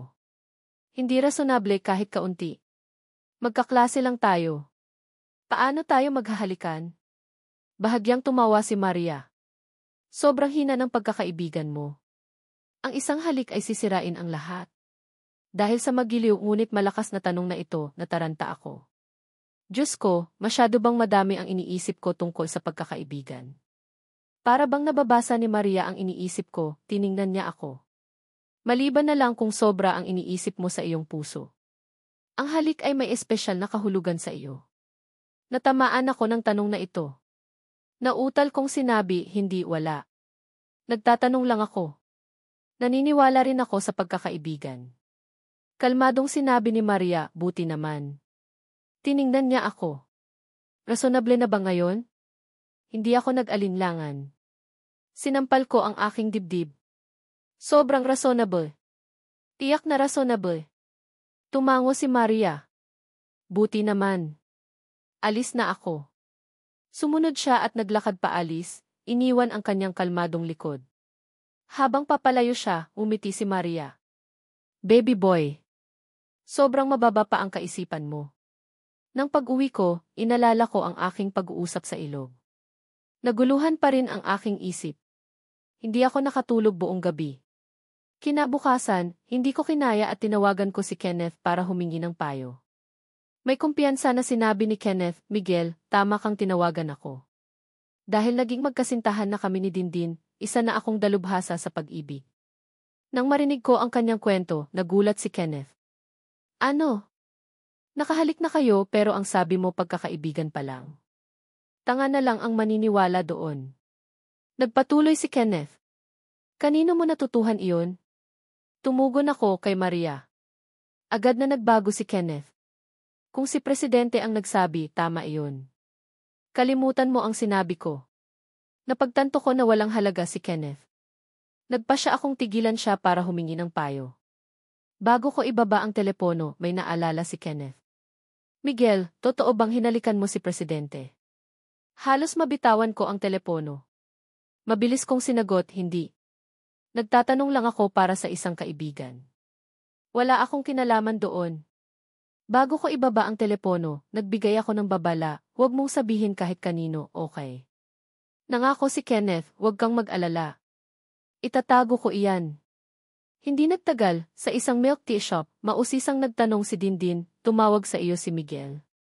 Anong sinabi niya? Uminom ng isang lagok ng milk tea si Kenneth. Walang sinabi. Nag-uusap lang tungkol sa pagkakaibigan, walang kakaiba. Pagkatapos ay naalala niya. Oh, tama. May juicy scoop nga pala. Hinalikan ni Miguel si Presidente. Makalipas ang 2 araw, hindi kami nag-usap ni Maria. Hindi ko alam kung anong ginagawa niya. Pero hindi ko malinaw na maunawaan ang lahat ng bagay. Madalas akong tawagan ni Kenneth para ipagmalaki ang tungkol sa kanyang relasyon kay Dindin at ipinagmamalaki ang kanyang galing sa paglangway na para bang lalaban siya sa Olympics sa Beijing.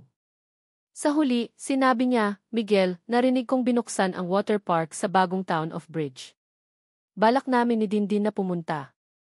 Magpunta rin si Presidente. Sasama ka ba? Nang sumunod na araw, nang pumunta ako sa water park, kahit na naghanda na ako para sa makikita ko, mabilis pa rin tumibok ang puso ko nang makita ko si Maria na nakasuot ng swimsuit sa ilalim ng araw. Hinila ni Dindin ang kamay ni Kenneth. Sino ang tinitignan mo? Sumigaw si Kenneth, ay masakit. Ikaw lang ang tinitignan ko. Nagbiruan ang dalawa, nag-iwan ng espasyo para sa aming dalawa ni Maria. Tumingin si Maria sa akin at tinaasan ako ng kilay. Alam mo bang lumangoy? Naalala ko ang nangyari sa bar at mapagbantay na umiling. Hindi. Hindi ko kayang ituro iyan sa iyo. Kalmado si Maria. Alam ko. Kaya kong ituro sa iyo. Diyos ko, hindi ko akalain na magagamit niya ang linya na iyon. Ang turuan ng girlfriend ng swimming ay isang bagay na masakit ngunit matamis. Sa una, seryoso siyang nagturo. Huminga ka ng malalim at ilubog ang ulo mo sa tubig. Pero kapag nasa ilalim ako ng tubig, nakikita ko ang kanyang mahabang binti, pinatitigil ang puso ko sa pagtibok. Hindi ko nakayanan. Lumutang ako at umubo. Tiningnan ako ni Maria. Bakit? Nautal kong sinabi walang problema. Kaya lang yung tubig. Sumimangot si Maria. Huwag kang tense. Mag-focus ka. Pilit akong ngumiti. Huwag mo akong hawakan sa tiyan. Hindi siya nakikinig at nagpatuloy sa pagtuturo. Inilagay ni Maria ang kanyang kamay sa aking bewang. Halos magkaroon ako ng cramp. Itinaas niya ang kanyang kilay ng kalmado. Para lang iyon ayusin ang iyong posisyon. Nagalit ako, pero hinawakan mo ang puwet ko. Walang takot at hindi tumitibok ng mabilis ang puso. Talaga? Aksidente lang. Hindi sinasadya at nangyari iyon ng 13 beses sa isang minuto. Sa kabutihang palad, dumating si Dindin at hinila si Maria para maglaro ng ibang laro. Nakahinga ako ng maluwag. Bumalik si Kenneth at kinindatan ako. Miguel, anong nangyari? May progreso na ba? Buntong hininga kong sinagot, sobrang nakakatakot matuto ng swimming. Tiningnan ako ni Kenneth. Sino ba ang nagtanong sa iyo tungkol doon? Ang tanong ko, anong nangyari sa inyong dalawa ni Presidente? Hindi ka pa rin ba umaamin? Tila interesado ang lahat sa mga taong umibig. Sinabi ni Kenneth, gusto ka ni Presidente at gusto mo si Presidente.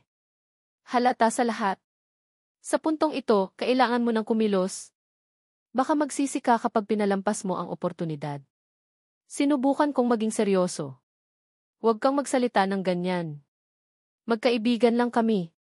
Tiningnan ako ni Kenneth. Magkaibigan? Maaari mo akong lokohin pero huwag mong lokohin ang iyong sarili. Talaga bang magkaibigan lang kayo? Kahit na sinabi niya iyon, nang makita ko si Maria na nakikipaglaro kay Dindin, medyo tumibok ang puso ko. Naglaro kami sa water park buong hapon. Pagkatapos, humanap kami ng isang food stall para kumain ng hapunan. Malapit na ang entrance exam sa kolehiyo. Siguradong makakapasok ka sa Thenho o Peking, Presidente. Sabi ni Kenneth kay Maria nang may paghanga.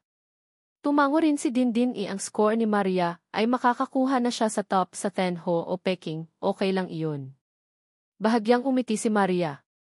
Hindi pa ako nakakapagpasya. Naging malungkot ang atmosphere. Tumawa si Dindin, sobrang iniisip mo. Kahit na pumunta tayo sa kolehiyo, makikipag-ugnayan pa rin tayo, di ba? Tumango si Kenneth. Tama. Ngayon pa lang nagsisimula ang bakasyon sa tag-init. Magsaya na lang tayo. Tumawa rin ako. Tama. Mag-enjoy tayo sa kasalukuyan. Magsaya na tayo. Itinaas ni Maria ang kanyang baso. Nagtagay kami para sa masayang hapon. Sa ibang hapon, gumugol kami ng buong hapon sa bagong library ng distrito. Nang gabing iyon, naghiwalay kami sa pintuan ng library. Nauna sina Kenneth at Dindin, inihatid ko muna si Maria pauwi. May sakit raw si Mang Chu kaya ako ang naghatid sa kanya pauwi. Nagmamaneho kami nang dumating ang isang malakas na kulog. Pagkatapos, bumuhos ang malakas na ulan. Mabilis kaming humanap ng hintuan ng bus para magtago, pero nabasa pa rin kami.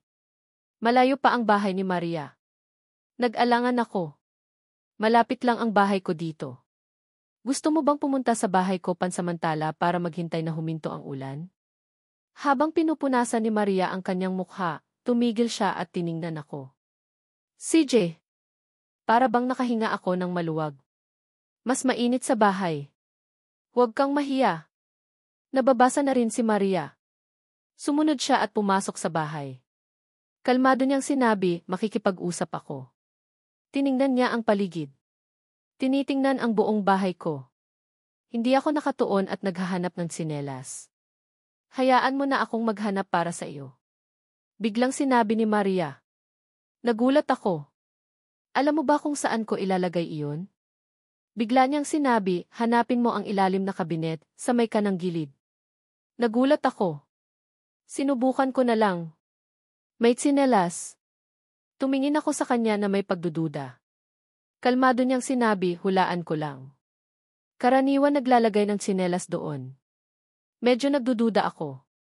Pumunta ako sa banyo para kumuha ng tuwalya at inabot ito sa kanya para punasan ang kanyang buhok nang hindi siya magkasakit. Tumango si Maria. Salamat. Sinabi ko, maligo ka sa mainit na tubig. Basa na rin ang iyong damit. Hahanapan kita ng damit.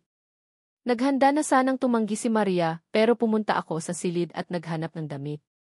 Maligo ka na. Hahanapan kita ng bagong tuwalya. Habang naglalakad ako papalayo, nakita ko si Maria na nakangiti. Ang bait din ng batang ito. Hinalughog ko ang kabinet, naghahanap ng bagong tuwalya. Nakakagulat, naalala ko na may bagong tuwalya. Sabi ni Maria, hanapin mo ang ilalim na kabinet, sa may kaliwang gilid. Muli akong nagulat at sinubukan iyon. Natagpuan ko ang tuwalya. Lumabas ako.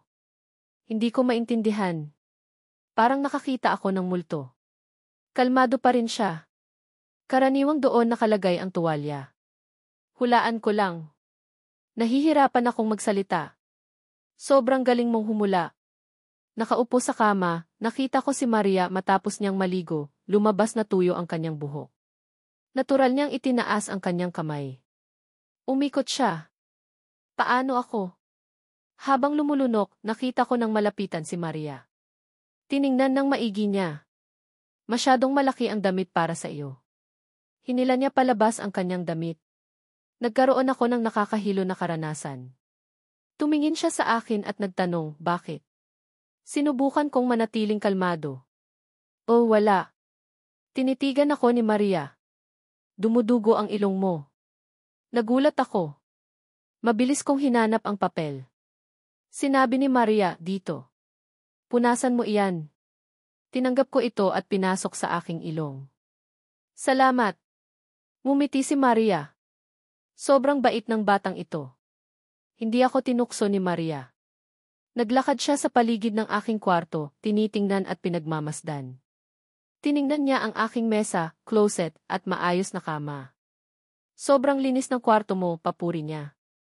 May pagmamalaki kong sinabi, syempre. Lagi akong malinis. Sa totoo lang, nagmadali akong naglinis habang naliligo siya. Tumingin si Maria sa paligid. Kalmadong sinabi, wala kang tinatago na hindi pwedeng makita ng iba.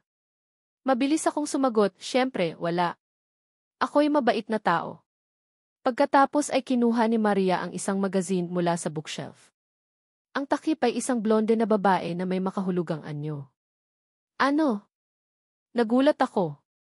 Mabilis kong binawi at itinapon ito sa basurahan. Dinala ito sa akin ni Kenneth. Hindi ako nagbabasa ng anumang bagay pagtanggi ko. Kinuha muli ni Maria ang isa pa mula sa ilalim ng mesa. Sa pangalawang pagkakataon, muli kong binawi at itinapon sa basurahan. Dinala niya ako ng 2 libro, paliwanag ko. Pagkatapos, muling kinuha ni Maria ang pangatlo. Ito'y magulang ko na, Diyos ko. Ngayon ang basurahan ay puno ng mga magazine. Tiningnan ko si Maria nang may magulong puso. Pagkalipas ng ilang araw, dumating rin ang pinakaabangang araw. Ang mga resulta ng taong 2007 college entrance examination ay inanunsyo. Ang hindi maabot na Ice Queen, si Maria, ay nakakuha ng 659 points. Siya ang nangunguna sa buong rehiyon. Samantala, si ako, ang kanyang kasama, ay nakakuha ng 652 points. Naging pangalawa ako. Agad na kumalat ang balita na may kinalaman sa pagkaugnay at pagkabigla sa lahat ng sulok ng Yunnan Middle School. Ang isa sa pinakamataas na estudyante sa test na ito ay napiling Donghai University. Nang matanggap ng homeroom teacher ang buod na listahan ng scores mula sa klase, kumikinang ang kanyang matandang mukha na parang bulaklak. Ngunit nang makita niya na tumanggi ang dalawang nangungunang estudyante na pumunta sa Tsinghua at Peking at sa halip ay pipiliin ang Donghai University, agad na nagbago ang kanyang ekspresyon. Nagmadali siyang tumawag sa dalawang grandfathers para subukang himukin sila. Nakakuha siya ng halos parehong mga sagot. Sinabi ni Maria na ang nararamdaman kong tama sa akin ang pinakamahalaga. Samantala, mas simple ako. Ganoon ang sinabi ng babae. Sa aking gigili-chat kay Maria, hindi ko mapigilang magtanong, pinili mo ang Donghai University dahil sa akin. Kalmadong sumagot si Maria, syempre hindi. Pakiramdam ko lang na maganda para sa akin ang Donghai University. Nagkataon lang iyon. Pagkatapos, nagpadala siya ng dagdag na mensahe. Nakita ko sa panaginip na nag-aral ako sa Tsinghua.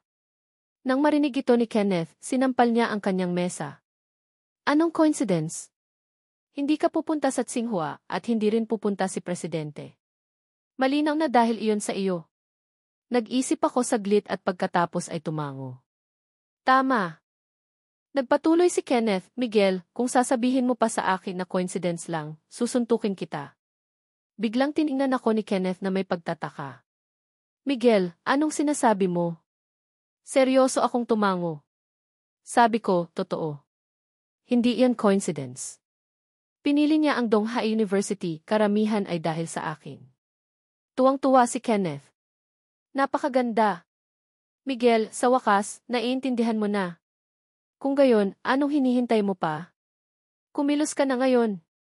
Pero umiling ako. Hindi pwede. Bakit? Sa loob ng milk tea shop, nagtataka si Dindin, tinanggihan mo ang Tsinghua. Tinanggihan rin ni Maria ang Tsinghua. Ang dalawa sa inyo ay pupunta sa Donghai University. Miguel, kahit nakahoy ka, dapat mong maunawaan iyon. Uminom si Maria ng isang lagok ng milk tea. Hindi siya kahoy. Naiintindihan niya iyon. Lalong nagtataka si Dindin kung gayon, bakit hindi ka umaamin sa kanya? Bakit hindi ka umaamin sa kanya? Sobrang kaunti na lang at magiging magkasintahan na kayo. Umiling si Maria. Hindi reasonable iyon. Nakalimutan mo na ba ang nangyari kay Trina? Naalala ni Dindin tama ang sinabi mo. Umiling ako ng seryoso. Pakiramdam ko lang masyadong biglaan ang nararamdaman ko. Nagulat si Kenneth. Kung gayon, anong balak mong gawin? Sabi ko, maghintay. Nagulat si Dindin, maghintay? Ano? Inilapag ni Maria ang baso ng milk tea. Hindi mo kailangang umamin. Gawin mo na lang kung anong ginagawa mo. Hayaan mong unti-unting masanay siya dito, gusto ang ganitong paraan. Pagkatapos ay maunawaan niya ang kanyang nararamdaman sa puso niya. Naisip ni Maria, Miguel, hindi ka makakataka sa akin. Kumpiyansa rin ako. Hindi ko kailangang umamin. Hahayaan ko siyang mapagtanto ang kanyang damdamin para sa akin. Sa oras na iyon, malalaman ko kung ano ang dapat kong gawin. Sa loob ko, iniisip ko, sa tingin mo ba ganun kadali ang tuksuhin ako? Hintayin mo lang. Nagtatakang nagkatinginan sina Kenneth at Dindin. Nagtanong si Dindin, Maria, gaano mo kamahal si Miguel? Tinanong ako ni Kenneth, Miguel, gaano mo kamahal si Presidente?